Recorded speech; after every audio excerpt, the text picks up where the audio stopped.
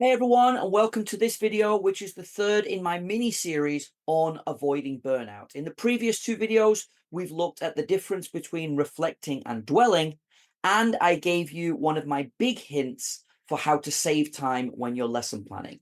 Today's video is linked into that, and it's all about smart planning. In this case, what happens if you have 4 or 5 lessons in a day? And how do you make sure that at the end of those 4 or 5 lessons, you're not feeling completely burnt out? So let's start with exam classes. Now, exam classes are some of the highest pressure classes that an ESL teacher can work in.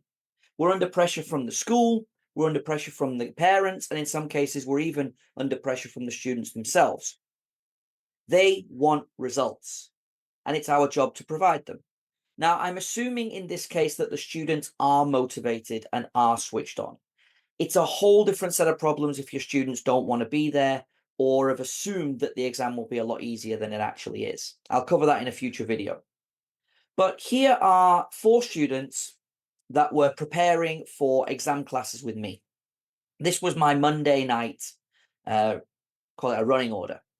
Okay, so you can see in week 1, I've got Anna doing grammar, Grady doing reading and use of English, Balint doing grammar, and Jombi doing listening and vocabulary. What I've planned here is I've planned 2 teacher-heavy classes. Those are the grammar lessons. Those are the big input lessons where we've really got to be switched on and explaining things, and the students have got to listen to us a lot. Between the 2 grammar classes and as my last class of the day, I have got skills lessons. Reading lessons, listening lessons. These are less teacher heavy and allow you to take a short break. A reading will generally take a student, in this case, the Cambridge exams, I want them to be in 12 minutes. So 12 minutes while they are reading, and I am taking a coffee, being there to clear up any problems, of course. Similar with listening, if they listen twice, then you're looking at maybe 8 to 9 minutes where the student is busy, but you can almost take a step back and be a little more passive, shall we say. If you look at week 2, I've separated it in a little bit of a different way. So my teacher heavy lessons here are the writing lessons. So they are right in the middle here, how to write an article, how to write an essay. And again, notice lesson 1 and lesson 4, they are both more passive lessons where I can take a break. Okay, so of course, in this case, Jombi has had 2 skills lessons. So if I'm planning week 3, he's going to need an input lesson there. He's going to need a grammar lesson, or he's going to need a writing lesson. Okay, but all of the others have had some kind of input session. Balint has had 2, so he's probably going to need a skills session, the next one out. And I make a point of talking to the students about burnout and talking to them about how they avoid burnout. I'm also happy for my students to come to me and say, Liam, I'm really exhausted today. Can we do something a little bit lighter, a little bit easier? Sure, we can. Okay, let's bump that writing onto next week. Let's bump that grammar onto next week. But they have to be realistic. They have to know that if they do that, then next week they can't do the same thing. This forges a bond between me and my students. And sometimes I'm even honest with them. Sometimes I will even say to them, you know what, I was planning a grammar lesson today, but actually I'm feeling really burnt out and really exhausted. So we're going to do listening and maybe a bit of vocabulary and speaking.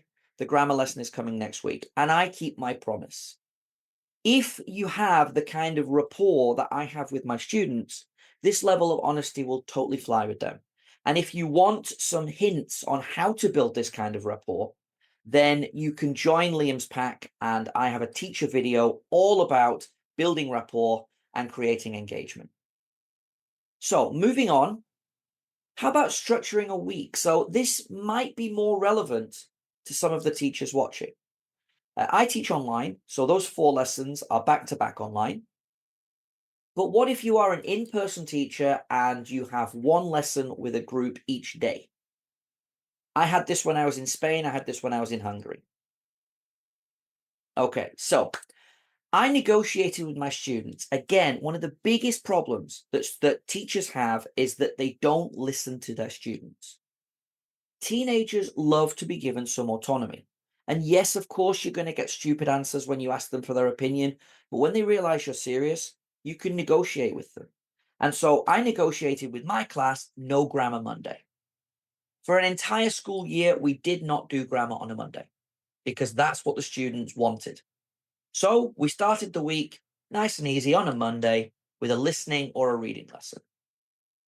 Tuesday, period one. This was when I hit them with the grammar. Why? Because it's period one. They are fresh. They haven't had any lessons before that. And they are more likely to take in what I'm trying to do. Wednesday, period six. Anybody who's taught a 6 or 7 period day will tell you that trying to get anything serious done in the last 2 lessons is almost impossible with kids and teens. They're tired, they want to go home, they're not switched on. And if you try to teach them something serious, you're going to have absolute chaos.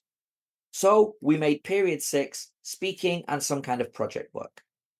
Hopefully or intentionally using the grammar from the day before.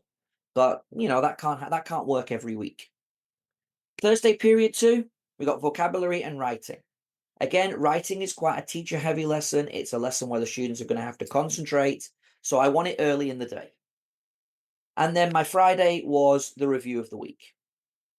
Okay, a nice gentle end to the week where the students can go back through some of the vocabulary, maybe using some kind of games like Kahoot or Nearpod. We can go back through the grammar. We can do some more speaking with it. If there's an extra listening or reading that we didn't get done, let's throw that into the Friday lesson. But this worked really well for me in terms of the students not getting burnt out, but also in terms of me not getting burnt out. Because what you got to think here is you have to put yourself first. If you're burnt out, you cannot give a 100% experience to your students. But if the students are burnt out, they can't give 100% back to you either. And I talk to my students about we are a team. I am part of your team. And I did a lot of stuff with my students on group work, accountability, that kind of stuff. But I always made them realize that it is not you versus me. We're all people here. Okay. I'm an adult, but you're teenagers. Okay. You're teenagers. You're not kids. So I'm not going to treat you like kids. We're a team. We're a group. We work together. And this allowed me when I was in Hungary to take my students from the class that nobody wanted to the highest performing 6th grade and subsequently 7th grade in the whole program. And it all came down to me considering the students' feelings and humanizing myself to the point where they considered my feelings. Your students are not your enemies. You are a group, you are a collective. And when you foster that mentality, a lot of the things which cause us to be burnt out in the first place, like frustration, poor discipline, they go out of the window. And actually, you look forward to seeing your students. That's it for today's video. I hope you've enjoyed it. I hope you'll join me again for the next one when we're going to be talking about something crucial to all teachers, and that is you time. In the meantime, take care.